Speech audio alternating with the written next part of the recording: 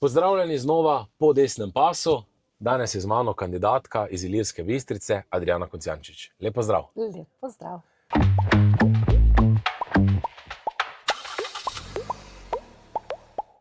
Zdaj, prvo vedno vprašanje, ogromno ljudi se je danes ven nabralo, tako da jaz mislim, da je tu klima prava. Ne? Ja, tudi jaz sem presenečena, glede na to, da je danes taka udeležba, tudi dokaj nekaj novih članov. Ja, ne glede na vreme, tudi dež je, ne meni. Dež je, ampak neko optimistično razpoloženje in ja, super. Zakaj pa ste se sploh odločili podati v kandidaturo? Dvakrat ste se že podali, zakaj v tretje in predvsem, kaj vas žene, ne? Veste kaj, tretjič sem se podala pravzaprav nehote. Zato, ker sem mislila, da me čakata samo še 2 leti do penzije in da se bom ukvarjala z vrtičkom in z vnuki in tako dalje. Tako da v glavnem, potem je pa tako se zgodilo, da smo imeli kar krizo, tudi v občinskem odboru SDS-a in sem si pustila pač nekaj časa za odločitev, pol pa sem pristala, da kandidiram, ker pravzaprav jaz mislim, da sem to kar jaz. Politika, nikoli si nisem mislila, da bom zašla v politiko. Tudi ne vem, če sem ravno tip za politiko, ampak očitno sem, ker me to od študentskih let nekako zanima in sem si vedno kupovala revije, časopise, včasih kupila en izvod in potem domov mami nesla, z mamo debatirala. In potem pa tudi zaradi svojega poklica, torej kot slovenistka imam pač tudi družbene teme, preko literature in nekako, ja, sem spremljala družbeno dogajanje. Leta 2014 sem se včlanila v stranko, to je bilo, vse veste, leto Patrije in tako dalje.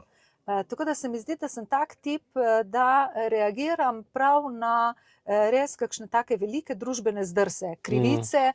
Takrat me je kar pognalo s stola, ko se je dogajala ta Patrija in ja, to so nekako razlogi. In sem vesela, ker se v tem počutim živo. Ja, sej bo čas tudi za penzijo, ampak počutim se živo in mislim, da nikoli ne bi mogla povsem zapreti vrat in nehati spremljati, kaj se dogaja. Jaz zdaj tudi bom rekel, da ste po profilu slovenistka. Jaz mislim, da take borke v politiki, mislim, da če kdaj se jih zdaj rabi, ker se nekako izgublja ta identiteta slovenstva, slovenski jezik. Tudi na drugi strani, zdaj sem poslušal mestno sejo drugače v Ljubljani, ampak se veste, Ljubljana je center, potem se tudi razširi po celotni Sloveniji, da bi nekatere ulice zdaj poimenovali že v angleščini in tako naprej. Kako vi gledate na to, ko v bistvu celo svoje življenje se borite za slovenski jezik, zdaj pa nekako tudi aktivna politika deluje proti slovenskemu jeziku? Ja, glejte to, jaz se čisto vsak dan nekako zalotim, da se temu čudim in včasih sem zgrožena na tem, ko grem recimo z javnim prevozom in poslušam, kako govorijo. Jaz vam povem, da zelo redko slišim slovenščino po ulicah, tudi več hrvaščine. Ko se mi pa zgodi, da me v trgovini recimo govorijo ne v slovenščini, mislim, da je tukaj res mera polna. Recimo zdaj sem šla k mesarju v velik center, Mercator center, in je mesar po hrvaško govoril. In ko sem odgovorila po slovensko in čakala, da mi bo vse rekel hvala ali pa prosim, neko osnovo, neko osnovo, je on po svoje. Potem je prišel še en gospod in ravno tako sem videla, da se tudi on čudi in je tudi on dokaj tako strogo ga ogovoril. Tako da, ja, tudi v razredih, v razredih je vedno manj slovenskih priimkov. Imamo določene oddelke, kjer se vpisujejo tujci. In tudi taki, ki pridejo, recimo, zdaj imam 2 dijaka, ena deklica iz Makedonije, eden iz Srbije, vključila sta se v 1. letnik gimnazije, ne da bi znala slovensko. Sicer prvo leto nista ocenjena iz slovenščine, ampak je to, ja, vseeno, Mislim, da se ta problem ne rešuje po pravi poti. Ja, tudi je že bila neka, mogoče da se opravičujem, da prekinem, tudi je bila neka rešitev, da bi mogli prvo znati slovenski jezik, potem pa se izključiti v šolski sistem. Ne? Jaz sem tista, ki se s tem strinjam, da bi morali 1 leto posebej se učiti pač intenzivno tečaja slovenskega jezika in da bi se jih potem vključilo. Ja. Zelo pa spoštujem pravzaprav te tujce, ki se pa toliko trudijo, ker med njimi je pa tudi nekaj takih, ki se zelo potrudijo in zelo hitro napredujejo v slovenščini. In te pa zelo spoštujem. Ker tudi oni kažejo svojim odnosom to spoštovanje, ne, do pač jezika države, v katero so prišli. Ja, ne, točno tako. Jaz včasih te ljudi že skoraj občuduješ, ne? Ko vidiš, kako se oni trudijo za slovenščino, kako se trudijo naučiti. Bolj po drugi strani pa kako vidiš tudi, oprostite, ne, Slovence, ne? Pa ne spoštujejo, pa bi najrajši zavrgli skoraj da naš jezik. Tako da to, jaz mislim, da taki so še več vredni včasih. Ne? Ja, še več vredni. Imam dijaka, ki je prišel iz Bosne, to je bilo pred leti, je edini pisal v razredu odlično na temo Trubarja in pomena Trubarja. Mislim, kako spoštljivo, kako res, tako da, ne. Ja, so dobre točke, ne? Ja, so dobre točke. Ja. Ampak krivda je tudi na nas, recimo že naša himna, veste, ko sem lani obravnavala Zdravljico, in ko smo primerjali slovensko himno s hrvaško pa srbsko himno in smo videli tam v srbski himni ne vem koliko, čez 10 izrazov, ki poudarjajo, poveličujejo srbski narod, srbska pjesma, srbska ne vem kaj, narodna noša, pa Hrvati s kakšno zavestjo in ljubeznijo pojejo pač o tej svoji lepi naši. Pri nas pa poslušajte eno drobno kitico iz Zdravljice, nikjer ni omembe Slovencev, slovenskega naroda. Tako da ja, jaz se strinjam s tem, kar je že Boris Pahor predlagal, da bi Zdravljico razširili še na eno kitico, tako kot jo mi pojemo. Bog živi našo nam deželo, Bog živi v slovenski svet. Ja, tako. Spomnim se pa še svojih začetkov. Spomnim se, da sem imela zelo veliko srečo, ker sem kot mlada profesorica v državnem svetu nadomestila eno starejšo kolegico in takrat so ravno govorili o tem, ali sprejeti zaščitni zakon za slovenščino ali ne. In tako kot je pri Slovencih navada, vse je seveda na pol, je tudi tam ena skupina, to je Toporišičeva skupina z doktorjem Dularjem, zagovarjala, da bi se sprejelo zakon, s katerim bi se zavarovalo seveda slovenščino, zaščitni zakon. Druga skupina, recimo tam vem, da je bila tudi moja profesorica Pogorelčeva, pa ne, da bo to pač samo po sebi. Ona se spomnim, da je rekla, učitelji bodo to v šolah, tako bodo učili, tako s tako ljubeznijo o slovenščini in o slovenski identiteti, da bodo avtomatično dvignili nivo torej slovenščine in te narodne identitete. Tako da ne, ta njen projekt se ni uresničil. Žal, ta njen projekt se ni uresničil. Ja, verjetno ni, ne vem zakaj, ali pa vem zakaj. Šolstvo je nekako, kaj bi rekla, nedemokratično. Mislim, jaz marsikaj v svojem poklicu vidim, za kar menim, da je protiustavno. Recimo to, da imamo v šolski knjižnici na recimo policah revij in časopisov samo Mladino in samo Reporter. Samo če pomislite, kakšne naslovnice so na Mladini in na Reporterju, ni pa recimo nobene domovine ali pa demokracije in tako dalje. Torej, da ni te pluralnosti. Glejte, to se meni zdi resnično protiustavno. In samo čudim se, kako toliko staršev, ki so vključeni v svet staršev, če že ne inšpekcija šolska, ki bi morala, kako pravzaprav, da smo pustili, da je šlo to na tak način. Ja, ni nekega, to kako ste sami rekli, jaz mislim, da mi imamo problem včasih z demokracijo. Ja, mi tega veliko. Ne razumemo. Ja. Se mi zdi, da sploh leva stran, oni ne sprejmejo kritike. Ja. Tam ni kritičnega razmišljanja, glejte, mogoče pa imamo mi drugače mnenje, ne, dajmo se o tem pogovarjati, ne, samo svoje mnenje in to res, kako bi rekli mi Štajerci, brez zamere, trajbati do konca, ne, samo neko in oni ne upoštevajo, ne. Če ne pa takoj vsi v zrak, ne, pa kaj se nam dogaja, ne, in jaz mislim, da tu imamo mi največje probleme, ne, v demokraciji in pluralizmu, ne. Hvala Bogu, glejte, povejte to, dajmo dijakom tudi, ne, odpremo obzorja, ne, poglejmo si, pa se naj potem vsak odloči, ne, se pa to so smisli demokracije, ne, kdo vidi, kako naj gre država naprej, ne. Seveda. Ker se zbornice tiče in svetovnega nazora, če smo v demokraciji, dopuščati seveda, da ima vsak pač neko, ne, svoje stališče. Na udaru je tukaj humanistika, ne, saj tisti ne, učitelji, profesori, ki učijo recimo naravoslovne predmete ali pa športno vzgojo ali pa ne vem kaj, oni itak se ne izpostavljajo in njim ni potrebno, da se izpostavljajo. Ampak tisti, ki imajo pa humanistične predmete, slovenščina, zgodovina recimo, tukaj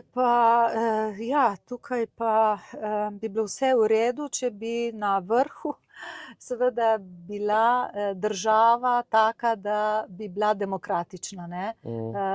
Ker jaz sem videla v covidnih časih, ne, v covidnih časih mi smo imeli našo vlado in naša zbornica je super dihala, ne. Hitro smo sprejemali vse tiste norme, vse tiste zakone, nič ni bilo problem in mislim, da tudi sedaj ne bi bil problem, če bi se glava naše oblasti obnašala seveda demokratično, pluralno, je to avtomatično potem seveda nek dežnik, ki vpliva potem tudi na nižje sloje. Mislim, ne na nižje sloje, ampak na učitelje, na celotno strukturo. Na celotno družbeno strukturo, ja.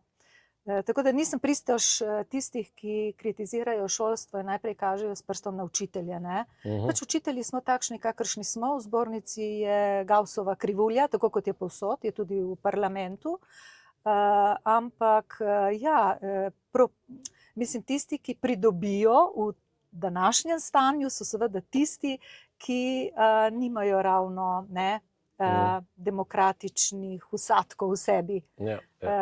Tako da tudi seveda v mojem poklicu in v zbornici, ne, bi lahko rekli, ne, ni te odprtosti, kar je velika škoda. To je pa meni res, vam povem, velika škoda, ki se dela potem posredno, ne, na slovensko družbo, na mladino in tako naprej. Ne, jaz mislim, da se to taki lepi oris dali, ne, tudi celotne piramide, ne. Treba je na vrhu zamenjati, če hočeš, da se potem nekako tudi učitelji in vse ostalo, ne, se te družbeni klimi prilagodi, ne. In jaz mislim, da, tako ste že prej povedali, ne, rabimo družbeno klimo, ki bo zagovarjala slovenski jezik, zagovarjala slovensko kulturo in predvsem tudi to svobodomiselnost. Svobodomiselnost, sigurno, brez tega ni napredka.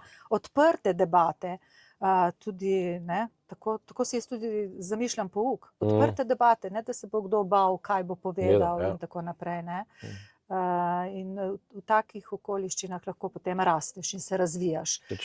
Sedaj je pa to pravzaprav neka birokracija, tudi učitelji smo pahnjeni v neko uravnilovko, neke avtonomnosti ni. Če je avtonomnost, recimo jaz sem malček po naravi trmasta, ne, in ampak zato imam pa letos 4 prve oddelke, ker ne pridem do 3. in 4., ker vedno je kaj narobe, ne. In ta kaj narobe, ne, že če omeniš 3 totalitarizme, ne, in recimo, kaj vem, totalitarni sistem komunizma in to, kar se je dogajalo pri nas, ampak jaz učim, torej literaturo imam, jaz preko literature pravzaprav moram o tem govoriti, jaz moram, ker je del aktualizacije literarnih besedil, seveda tudi to. Ampak glejte, v šoli je, in to do vrha, veste, do univerz. Recimo, ko sem bila zunanja ocenjevalka pred 2 letoma, ali ne vem, zadnjič, ko je bila Antigona Smoletova, ne, in ko sem prebirala eseje, ki sem jih imela, v 120 esejih, ki sem jih jaz popravila, mogoče sta bila 2 eseja, ki sta se na koncu dotaknila bistva Antigone, ne. To pomeni, da mi vzgajamo in izobražujemo neko množico enako misleči Nečih, in ja, usmerjeni. Glede, to se meni pa zdi tak kriminal. To se meni zdi kriminal. To je pa Mhm. proti pravzaprav temu, kar se reče šola. Ja. In, Ja. in Tako v bistvu je to Mhm. tisto, zaradi česar sem danes tukaj in tudi zaradi česar Kandidirate, ja, ja. kandidiram. Ja.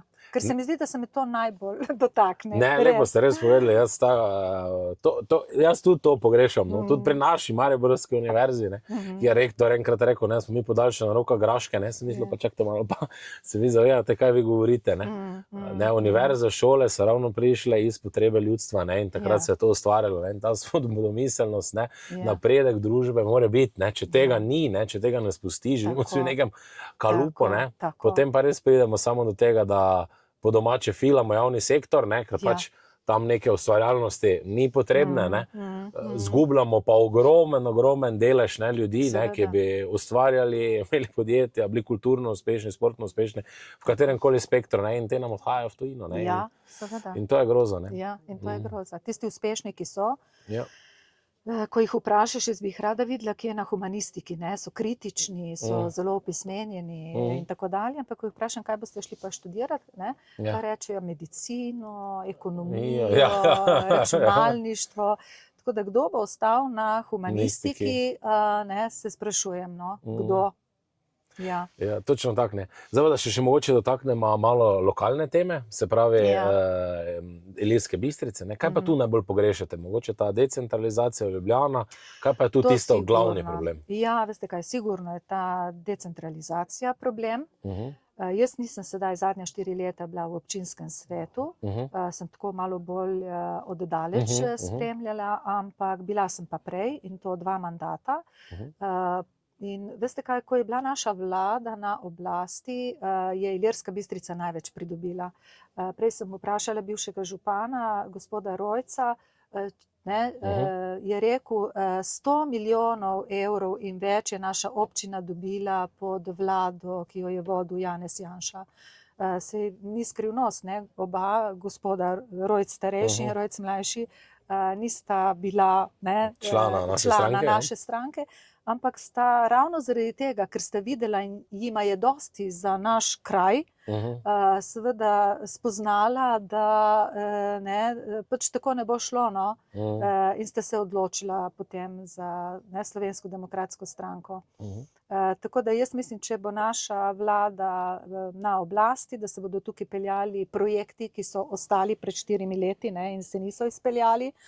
Tukaj je velika kriza na podeželju, je nerazvito, cestne povezave, pravzaprav, ja, no. Ja, predvsem infrastruktura, ne. Infrastruktura, ja. Dobro, to, da nimamo avtoceste, to kar naprej poslušamo, res nimamo avtoceste, veliko ljudi se vozi, ne, v Ljubljano, recimo Koper in tako dalje. Ja, zdaj nam grozijo, da o tem ne, krajinskem parku, s čimer se pač mi ne strinjamo, ne, ker bi s tem spet posegli na področje kmetijstva. To območje pa ni ravno najbolj bogato in edini, recimo, vrtiček, ki ga še imamo in ki ga imajo ljudje in da so samooskrbni in tako naprej, so gozdovi in je zemlja, ne. In tako da bodo tukaj recimo spet našli neki naravovarstveniki, ne, spet nekega metuljčka, ki ga bo potrebno braniti, ne, in da bodo za to žrtvovali ljudi. Potem seveda, ja, ne moremo pričakovati, da bodo, ne. Ne, se to, ko ste rekli tudi, ne, to je katastrofa, ne, da se tudi standard ljudi v nekem okolju zaradi, bomo rekli, nekih nevladnih organizacij z Ljubljane, ne, ki potem orkestrirajo neke ljudi, ne, da tu zganjajo hrup, vi pa točno veste, kaj tu rabite. Mi smo, jaz vedno rečem, mi smo vsi za zeleno Slovenijo, vsi se borimo za to, da bomo pustili zanamcem, ne, lepo državo, ampak čakajte malo, nekaj pa so osnove razvoja, ne. Potem boljše, da gremo v jame, pa nazaj v kočijo, ne, samo to naj povejo, ne. Mislim, in tu pa res, ne, mislim, da ravno taki kraji, tudi ko je Ilirska, ne, največ zgublja, ne, zaradi nekih ljudi, ki enostavno ne razumejo osnovnih življenjskih potreb ljudi. Ja, res je, ja. Ne vem, kdaj ste bil vi v Ilirski Bistrici, ker ste zelo mlad. Ja, sem bil dvakrat. Ste bil dvakrat? Dan tretjič. Ja, no, če bi bili pred kakšnimi 15 leti, bi videli, ja, velik razvojni korak se je zgodil. Ampak začelo se je takrat, ko je gospod Černač zrihtal sredstva, da se je uredilo torej obvoznico in potem krožišča in tako naprej. In to je potegnilo seveda za sabo tudi druge projekte. Večina teh projektov je bila že na papirju takrat, ko je bil župan gospod Rojc. Ja, to je tisto. Ja, tako da, kaj ne rečem, seveda pa, če bo naša vlada, včeraj sem poslušala gospoda Janšo, je rekel, ja, takoj s temi davki se bo spet vrnilo na staro in nepremičnine, ki nam grozijo, da naj bi jih obdavčili, mislim in tako dalje. Tako da, ja, jaz sem imela najboljšo plačo vedno, ko je bila vlada Janeza Janše. No, to pa redko učitelji povejo. Ja, jaz sem imela zakaj? Zato, ker vse sem rekla, mene potiskajo malo na rob. Jaz sem 2 leti še do penzije, pa nisem razredničarka, pa nisem to, da tudi to se nekako pozna, ampak jaz sem imela najboljšo plačo res 2008. In tudi sedaj, ko so pred 4 leti govorili, kar se tiče davkov, kako se bo to vsako leto dvigovalo. Dohodnina, da bi bil večja plača. Ja, sem se čudila, kako da so ljudje to spregledali in potem tako slepo volili. Se mogoče zdaj, to še mogoče zdaj ravno, še to damo za zadnjo temo, predvsem plače v šolstvu. Zdaj vemo, ko se dvigne minimalna plača, zdaj že sindikati govorijo, da potem potrebujemo vse dvige. In ravno v šolstvu se je tudi celotna plačna, njihova mini plačna reforma podrla. In zdaj že sem slišal tudi, da sindikati že strašijo, če bo pa prišel Janša, pa tega ne bo. Mislim, seveda bo, ampak ne morete voliti tiste, ki so zdaj vse uničili. Mislim... Veste kaj, kar se tiče šolstva, samo en primer. Ko je bila naša vlada, pa še prej recimo od 4 do 8 sem poslušala kritike Janševe vlade, ampak sem si mislila normalno, vedno kritiziraš oblast. Ja, normalno. To mi je bilo zanimivo. Poslušajte, sedaj jaz v teh zadnjih 4 letih nisem recimo med svojimi kolegi slišala ene besede proti tej vladi. Ne, da vsi enako mislimo ali pa mislijo, ampak je tako naravnano, da je ta, ne vem kako bi rekla, na pozicijah vodstvenih kadrov in odločevalcev, naj jaz tako rečem, so ljudje in ti tudi sprejemajo potem, tudi pač določene zadeve, ki avtomatično volijo levo stran. Proti. Ne, se tudi, pa mislim, da tudi tisti, ko pa so zdravorazumski, pa se prav bojijo reči, ker si pač v sistemu. Pred 4 leti, ko sem kandidirala, me je na stopnicah kolegica ustavila, mi čestitela, rekla, da me spremlja, da me podpira, ampak sva obe zelo dobro pogledali, če naj jo kdo vidi. To je katastrofa. To je stanje. Tako da jaz verjamem, da je ogromno učiteljev, ki se borijo. Jaz tudi. In da tudi gremo na volitve. Jaz se vam iskreno zahvaljujem za najin pogovor, ker je bil super. Pa moram povedati, da sem jaz kot bivši dijak, ali kako da temu rečem, ful vesel, da še so taki ljudje, da so še profesori, ker mislim, da to ogromno rabimo in na zmago. Na zmago, srečno, hvala.